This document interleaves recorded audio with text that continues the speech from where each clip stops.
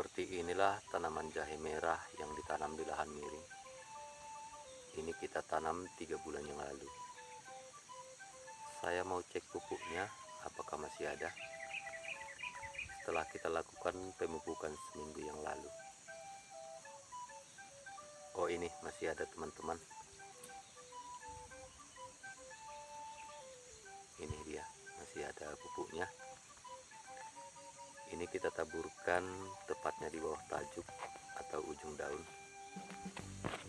Kemudian ditutup agar tidak terjadi penguapan.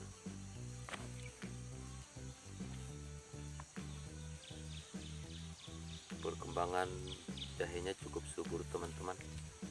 Bedengannya dibuatkan memanjang sampai ke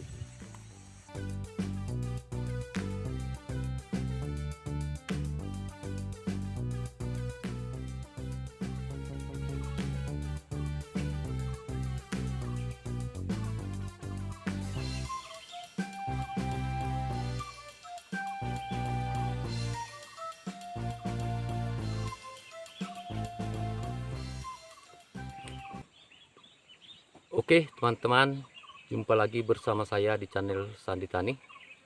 Salam sejahtera untuk kita semua. Pada kesempatan kali ini kita akan berbagi bagaimana cara menanam jahe di lahan miring. Seperti apa metode bedengan yang dibuat agar pertumbuhan jahe maksimal. Beginilah kondisi jahe merah setelah 3 bulan kita tanam. Pertumbuhan dan perkembangannya cukup bagus. Batang dan daunnya kelihatan subur. Ini sudah kita lakukan pemupukan 2 kali. Di awal tanamnya juga kita berikan pupuk kandang. Ini kita tanam di lahan miring teman-teman. Sedikit saya informasikan, biasanya di tanah miring itu ada banyak tanaman yang kemampuan tubuhnya kurang bagus. Seperti di tempat kita, aneka tanaman tubuhnya kurus dan kerdil yang ditanam di lahan miring. Umumnya tanaman semusim teman-teman. Itu disebabkan oleh tanah yang tidak dibuatkan perlakuan seperti membuat bedengan ataupun gudulan ataupun terasering seperti yang biasa dibuatkan di petakan sawah, sehingga tanah menjadi kurus dan kurang subur. Itu disebabkan oleh guyuran hujan.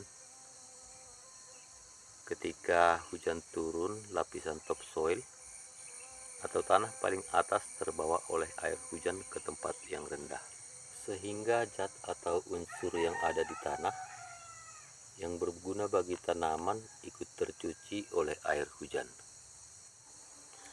Oleh karena itu teman-teman, di lahan jahe ini saya buatkan gudulan ataupun bedengan yang tujuannya agar daya tumbuh dari jahe ini sesuai dengan harapan kita.